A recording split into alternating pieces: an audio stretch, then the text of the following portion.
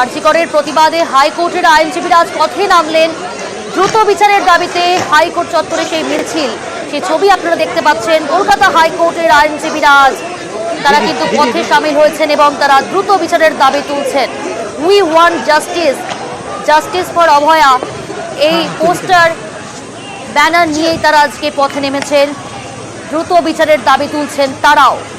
আরজি করে ঘটনার প্রতিবাদে হাইকোর্টের আইনজীবীরা সুবিশাল এই মিছিল এবং সেই মিছিলে আজকে সামিল সমস্ত আইনজীবীরা।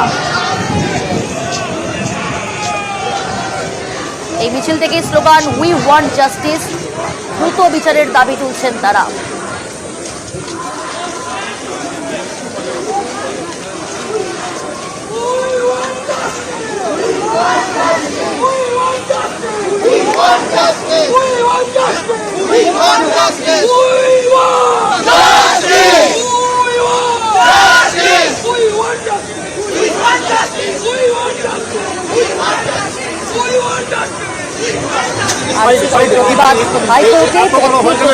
হাইকোর্টের আইনজীবীরা বিচারের দাবিতে হাইকোর্ট চত্বরে এই মিছিল।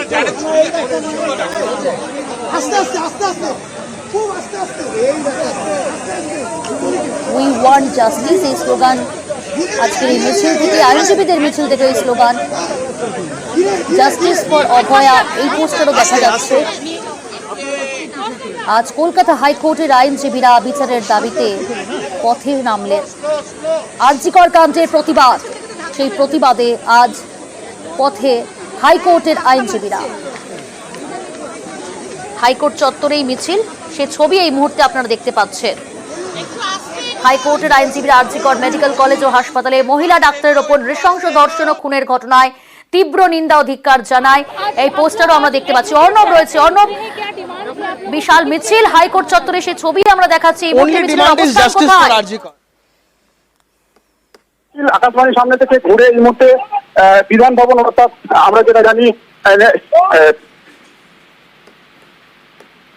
একেবারে বিধানসভা 3 নম্বর যে গেট, আমরা 3 নম্বর গেটের কাছে এই মুহূর্তে মুখ রয়েছে, মিছিলের মুখ, যদিও তার লেজ রয়েছে আকাশবাণীর পিছনে, এবং মিছিলে বিপুল পরিমাণ আইনজীবী রয়েছেন। এবং যেটা বললাম, রাজ্য, কেন্দ্র এবং একই সঙ্গে বিভিন্ন অথরিটির হয়ে মামলা করা প্রত্যেক আইনজীবী। আমি সেখানে সবথেকে গুরুত্বপূর্ণ শুভেন্দু অধিকারীর আইনজীবী যেমন রয়েছেন মমতা বন্দ্যোপাধ্যায় আইনজীবী রয়েছেন, অভিষেক বন্দ্যোপাধ্যায়ের আইনজীবী। আমরা দেখতে পাচ্ছি কল্যাণ বন্দ্যোপাধ্যায় সিনিয়র অ্যাডভোকেট, তাকে এই মামলায় উই ওয়ান্ট জাস্টিস স্লোগান দিতে। একই সঙ্গে রাজ্যের প্রাক্তন অ্যাডভোকেট জেনারেল সৌমেন্দ্রনাথ মুখোপাধ্যায়, রাজ্যের প্রাক্তন অ্যাডভোকেট জেনারেল অনিন্দ মিত্রের মতো সিনিয়র অ্যাডভোকেট, অভিষেক বন্দ্যোপাধ্যায়ের আইনজীবী আমরা জানি, সপ্তাংশ বাসু সিনিয়র অ্যাডভোকেট, তাকে আমরা দেখতে পাচ্ছি, সুরজিৎ মিত্রের মতো সিনিয়র অ্যাডভোকেট, তাকে আমরা দেখতে পাচ্ছি। সমস্ত আইনজীবী যারা কালো সাদা পোশাক পরে বিচারের পাওয়ার জন্য লড়াই করেন, ইতিহাসের লড়াইটা করেন, প্রত্যেককে তারা আরজি করের বিচার চেয়ে প্রত্যেকে এক হয়েছে। এবং আরজি করে একটা দৃষ্টান্তমূলক শাস্তি উই ওয়ান্ট জাস্টিস এই স্লোগানকে সামনে রেখে তারা এই পথে প্রতিবাদে মিছিলে সামিল হয়েছেন এবং প্রত্যেককে চাইছেন। এই মুহূর্তে আমরা দেখলাম পার্থ সার্ভিস নিযুক্ত সিনিয়র অ্যাডভোকেট, তাকে এই মুহূর্তে মিছিলে যোগ দিতে। তিনি একসময় শুভেন্দু অধিকারী মামলা করেছেন, একসময় রাজ্য সরকারের একাধিক অথরিটি তিনি মামলা করেছেন। অর্থাৎ সমস্ত আইনজীবী একটা ছাদের নিচে, যে ছাদটা আরজি করের সম্ভবত চাওয়ার ছাদ, সেই আরজি করের বিচার চেয়ে প্রত্যেককে, কোনো সংগঠন নয়, না বিজেপি কোনো বারের সংগঠন, না তৃণমূলের কোনো বারের সংগঠন, না সিপিআইএমের কোনো সংগঠন, আইনজীবী এই সত্তা থেকে বিচার চেয়ে প্রত্যেককে এই মিছিলে সমবেত হয়েছে। আমি আবার বলছি, কল্যাণ বন্দ্যোপাধ্যায় সিনিয়র অ্যাডভোকেট, প্রাক্তন advocate general Soumendranath Mukhopadhyay, Anindya Mitra, Surajit Mitra senior advocate, Saptangshu Basu senior advocate, অনেক সিনিয়র অ্যাডভোকেট যাদের আন্ডারে ডজন ডজন ভালো ভালো আইনজীবীরা তৈরি হন। এবং সবথেকে উল্লেখযোগ্য মিছিল আমরা দেখতে পাচ্ছি প্রচুর মহিলা আইনজীবীর উপস্থিতি।